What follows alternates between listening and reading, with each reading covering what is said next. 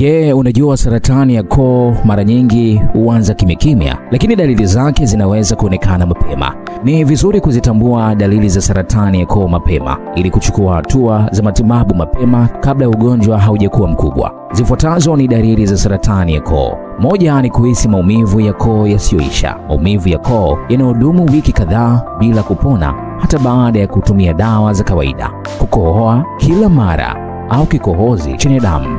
Kikohozi kisichoisha au damu kidogo unapokohoa ni ishara ya hatari. Sauti kubadilika au kuwa nzito. Ikiwa sauti yako inabadilika ghafla na hali hiyo inaendelea kwa zaidi ya wiki 2, ni dalili ya tahadhari. Wengine huhisi kama kuna kitu kimekwama kooni wanapomeza chakula. Kumeza kwa shida au maumivu wakati wa kumeza chakula.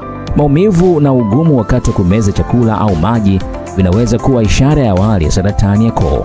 Uvimbe shingoni. Kwenye hatua za mwanzo unaweza kugundua uvimbe mdogo usio na maumivu upande mmoja wa shingo.